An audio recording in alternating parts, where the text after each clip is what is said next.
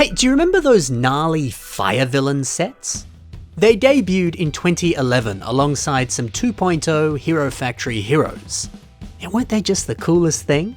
But hey, do you reckon those fire villains could be built better? Well, why don't we check out a brand new collab that just dropped? It's a collab that takes all 4 of these sets and reimagines them in some very exciting ways. Let's check these creations out, and you can let me know if you think they are indeed built better. Starting off with a bang, check out Ron OC's revamp of Jetbug. Dude, Jetbug has never looked better. Now look, I always enjoy seeing revamps that take that regular sized set and turn them into a larger, more heavily armored, scaled up version. It's probably one of my favorite things to see built out of Lego. But this scales this up in a way that seems so fitting for Jetbug. Why? Well, I mean, take a look at the original set. Look at how massive his head is. Even those gunmetal spikes that have been added onto the front, that doesn't really help. It ends up blocking most of the torso, and the head just becomes this really dominant, huge thing on the character. Now, this makes it sound like I don't think Jetbug looks good. He's a great set. There's nothing really that wrong with the head design. But I don't know, building a body that is much more in scale with this huge headpiece, it just revolutionizes the character and it makes them look 100 times better. And wow, the choice to also add in a lower jaw with a little tongue poking out, putting that underneath the mask, it's just delightful. See, I think that's another thing about the original set. The mask had no eyes behind it, there was no lower jaw to speak of, it just looks unfinished. Again, nothing wrong with Jetbug and his face, it is good, but it could use a few minor improvements. Great work, Ron. You've highlighted all of the faults of this great set, and you've found some exceptional ways of fixing those faults. That's the sign of a good revamp. If you are curious how this head design is made, here's a little breakdown image of how it's built. Interesting idea to use some of the internal pieces that we see inside some of those stud shooter blasters. Also, that yellow piece there is a slicer visor. A lot of interesting pieces at work. Nice thinking. Also, check out the lower legs. They're using 2 more of Jetbug's masks for thigh armor. And that's just a good part use, isn't it? The shape of it works, well, surprisingly well for human anatomy. And let's not forget, Jetbug's mask has Nitroblast's mask on the back of it. Of course, it's a different color to Nitroblast, but they are one in the same mask. And see, that's another reason why I think this leg design rocks. You can't really see Jetbug's face at all. It's covered up and it's tucked away at the top of the thigh. You're not really looking there. So that way there's no confusion or weirdness where it looks like Jetbug has 3 faces, 2 of which are on his legs. None of that's happening. But you do get the same texture that the mask has. That way the legs and the face, they share a very consistent and similar texture as well as a similar aesthetic, and it all blends together. Everything just looks really satisfying and seamless because of this. That's some good design work right there. I've actually got a nice work in progress photo here that shows some early ideation for the mock. At first it looks like Ron was going to use Mutanui's mask for the knee armor, which, you know, actually would have been a pretty sick design. But yeah, altering it to the final design, it was the better choice. Both look good though.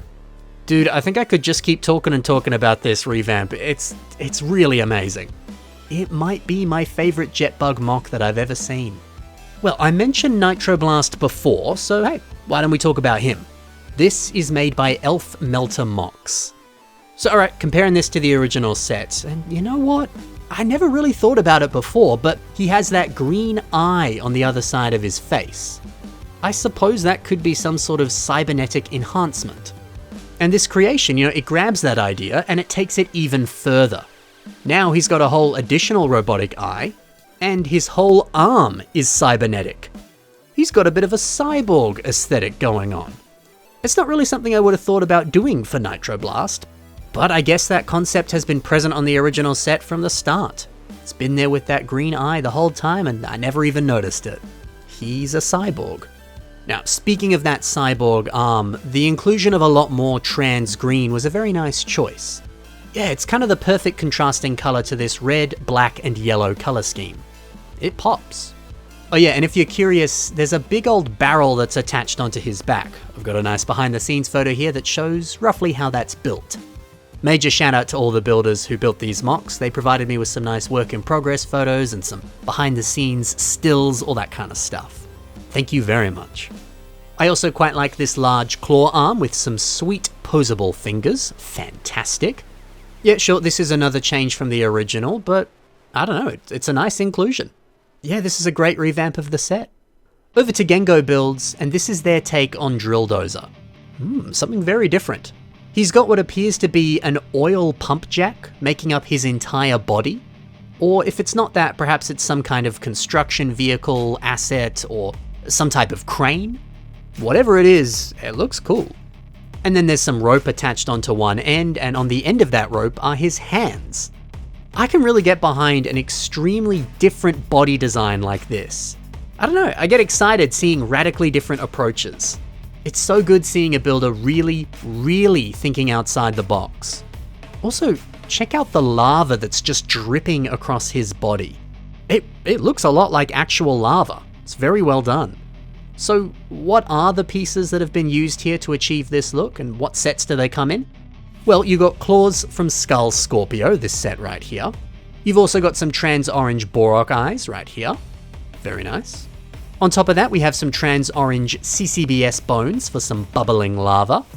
And actually, those claws we were talking about before, they also come on the creature of fire. But I think the best part use here has to be this old trans orange piece that comes on some of the classic pod racer sets from Star Wars. How fun is that? Something else that's a bit of fun is the scale of this mock. Judging by the trees in the background, I get the sense that Drill Dozer is meant to be colossal. He's meant to be huge. Unless they're off in the distance.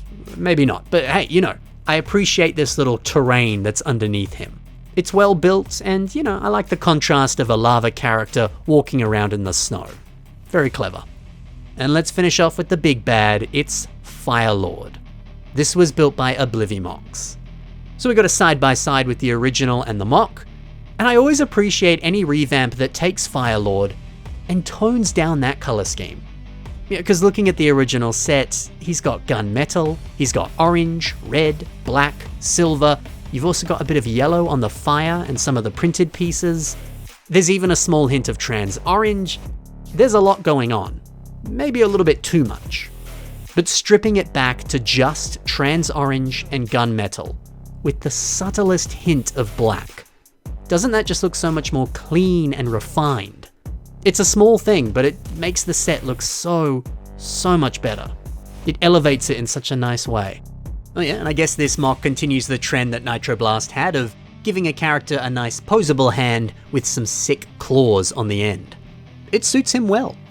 And hey, I've actually got a work in progress photo here that shows you that at one point, the other hand was going to have some similar claws. And I like how this looks. Oh yeah, he's also got some subtly different horns on the top of his head. Pretty nice as well. But yeah, I like where this ended up. Plus, hey, I'm never gonna say no to Firelord's sweet blade, shield, arm, combo weapon thing. It's a sick weapon. All in all, I love this revamp, and I love all the mocks that we spoke about in today's episode. Well done to everyone involved. You nailed it. And plus, it just makes me happy seeing these characters get a bit of love. They're so cool, and sometimes they're a bit underrated. Now, be sure to take a look at the links in the description below and go follow each of these builders that I spoke about today. Links to all their social media is waiting for you right there. Oh yeah, and don't forget, it's still HF Feb. While we're getting towards the end of February, there's still plenty of time to build a mock. And if you do, post it online with that hashtag HFFeb. Now's the perfect time to do it. Thank you so much for watching, guys. Happy building, and bye for now.